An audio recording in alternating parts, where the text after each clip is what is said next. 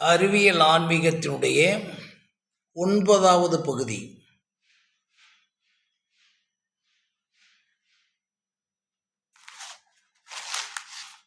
தலைப்பு உண்மை பொய்.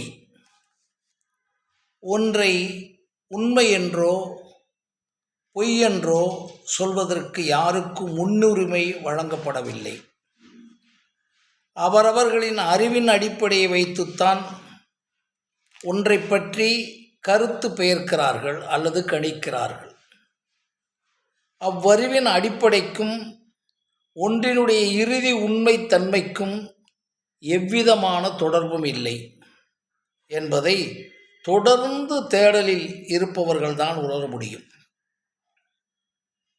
தேடாமல் இருந்து கொண்டு தனக்குள் இருக்கும் அறிவினை வைத்துக்கொண்டு ப்ரீடாமினேஷனாக முடிவெடுப்பதும் அதுவே உண்மை என்று வாதிடுவதும் மாற்றங்கள் பற்றி அறிவு இல்லாமைதான் காரணமாக இருக்கும்.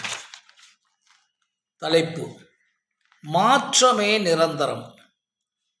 மாற்றங்கள் தான் உண்மை என்று உணரத் தொடங்கும் போது மன அழுத்தம், மன இறுக்கம் கலைந்துவிடும். மாற்றங்கள் மீது நம் அறிவினை செலுத்தி உணர முற்படும் போதுதான் சுய முரண்பாடுகள் ஏற்பட்டுவிடும்.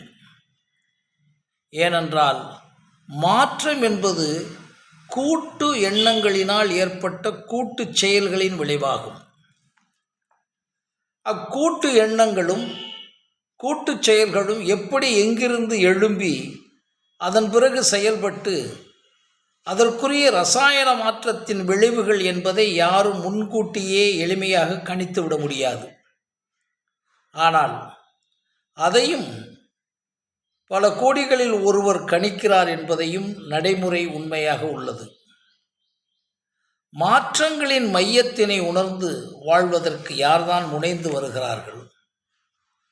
ஏனென்றால் மாற்றம் என்பது எதிர்பாராதது, அதே நேரங்களில் நிகழக்கூடியது.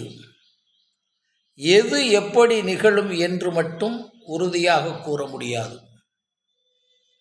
ஒவ்வொரு அணுவான நிகழ்வும் ஒவ்வொரு நொடியும் எத்தனையோ லட்சக்கணக்கான சுழற்சி எண்ணங்களினால் தான் நடந்து கொண்டிருக்கிறது.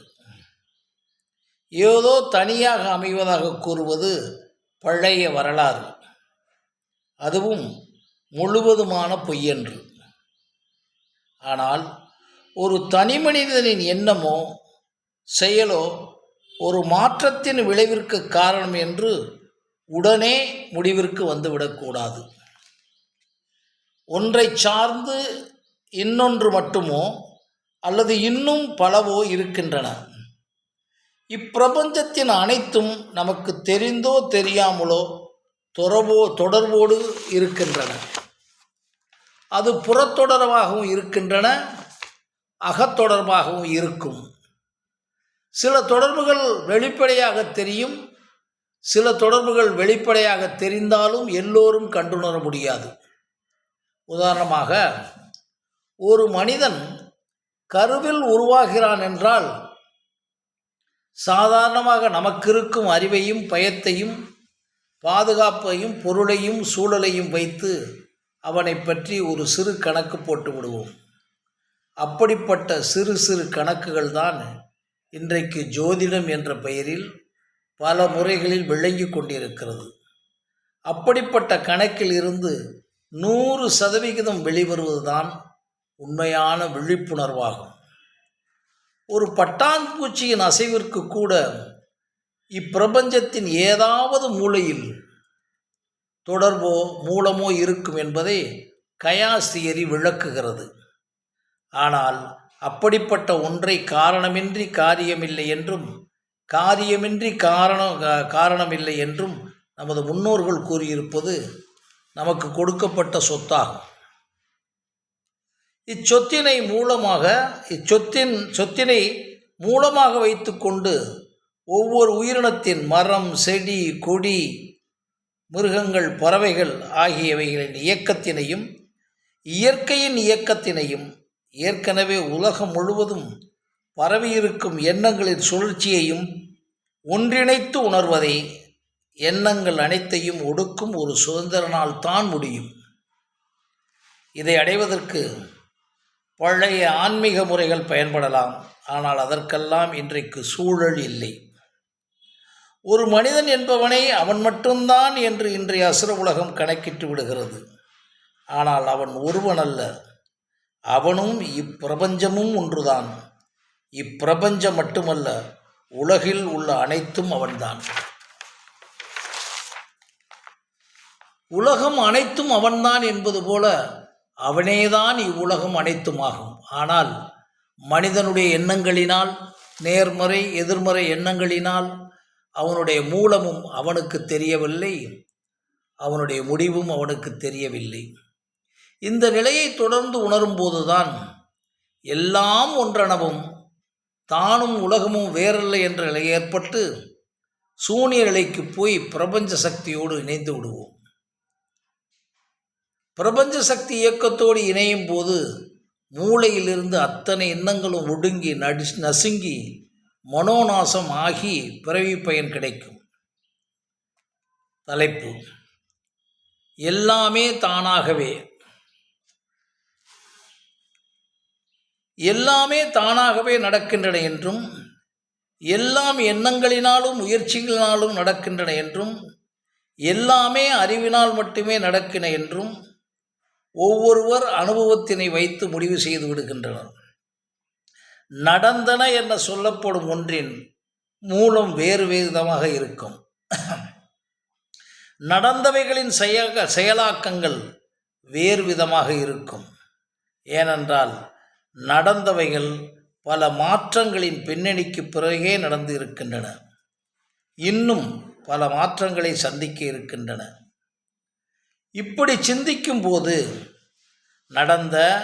நடந்து கொண்டிருக்கின்ற அல்லது நடக்கப் போகிற எதற்குமே எவ்விதமான ஈர்ப்பை உருவாக்கி கொள்ள வேண்டிய அவசியம் ஏற்படாது. ஏனென்றால் உலகில் இருக்கும் ஒவ்வொன்றிற்கும் ஒரு நிதர்சன உண்மை இருக்கும். அதே நேரத்தில் அப்போதைக்குரிய நடைமுறை உண்மைகளை சார்ந்து இருக்கும். இது தனி மனிதன் தொட்டு, குடும்பம் தொட்டு, நட்பு வட்டம் தொட்டு, நகரம் தொட்டு, மாநிலம் தொட்டு, தேசம் தொட்டு, சர்வதேசம் தொட்டு, இப்படி பிரபஞ்சம் முழுவதும் தொட்டு இப்படி போய்கொண்டே இருக்கும். எத்தனையோ மாற்றங்கள் மனித இனத்தில் ஏற்பட்டிருந்தாலும் அவர்கள் விட்டு சென்ற பல ரகசியங்கள் இன்று வரையும் எல்லா நவநாகரிகத்துக்கும் ஒத்துப்போகின்றவைகளாக மாறாமல் இருக்கின்றன. மேலும் சொல்லப்போனால் அனாவசியமாக மாற நினைப்பவர்களுக்கு கூட அவைகள் மாறா நிலையை உருவாக்கின்றன. அவைகளை பின்பற்றியே பல தலைமுறையினர் இன்றைக்கு அதையே அடிப்படையாக வைத்துக்கொண்டு பல நவீனங்களை அதில் புகுத்தி வருகிறார்கள். உதாரணமாக இந்தியாவின் சொத்தான வேதாந்தத்தையும் மற்றும் பல்வேறு மறைகளையும் பல வெளிநாடுகளில் நவீன விஞ்ஞான உலகிற்கு ஏற்றவாறு வகுத்து கொடுத்து கொண்டிருக்கின்றனர். இதிலிருந்து எத்தனை மனிதர்களிடம் எத்தனை மாற்றங்கள் ஏற்பட்டாலும் பல நிதர்சன உண்மைகள் மாற்றங்களில் சிக்காமல் இருக்கின்றன என்பதை உணரலாம். தலைப்பு: தன் இயக்கம், பிறர் இயக்கம், இயக்கமற்ற இயக்கம். ஒவ்வொன்றிற்குள்ளும் தன் இயக்கமும் பிறர் இயக்கமும் இயக்கமற்ற இயக்கமும் ஆகிய மூன்றும் இணைந்திருக்கின்றன. இயக்கம் என்பது தன்னியக்கமாகவும் பிறர் இயக்கமாகவும் இருப்பது வரை ஓரளவுக்கு உணர முடியும். இந்த இயக்கத்திற்கு உள்ளேதான் ஆற்றல் சக்தியின் நிலை உருவமற்று உள்ளது.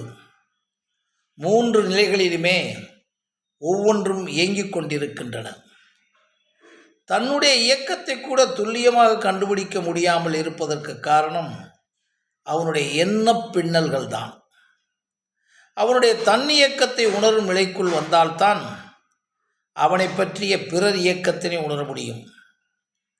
பிறர் இயக்கத்தினையும் தன்னியக்கத்தினையும் உணரும் நிலையில்தான் இயக்கமற்ற இயக்கத்தினையும் உணர முடியும். தொலைக்காட்சி பெட்டி தன்னியக்கம் என்று வைத்துக்கொண்டால் மின்சாரம் பிற இயக்கமாகவும் எங்கிருந்தோ ஒளிபரப்பப்படுவது இயக்கமற்ற இயக்கமாகவும் நாம் புரிந்து கொள்ளலாம். இப்படி ஒவ்வொன்றிலும் 3 இயக்கங்களும் அவைகளுடைய கிளை இயக்கங்களும் இயங்கிக் கொண்டே இருக்கின்றன. இவைகளுக்குள் உள்சக்தியும் பிரவாகமாய் உள்ளேயும் வெளியேயும் பாய்ந்து இயங்கிக் கொண்டே இருக்கின்றன. இவைகள் அனைத்தையும் உணர்ந்து பார்க்கும் ஒன்று ஒவ்வொருடமும் இருக்கிறது. ஆனால் இவைகள் அனைத்தையும் பார்க்கும் ஒன்றிணைக்கும் இயக்கமாகவும் ஆற்றலாகவும் பிரபஞ்ச சக்தி இயக்கிறது.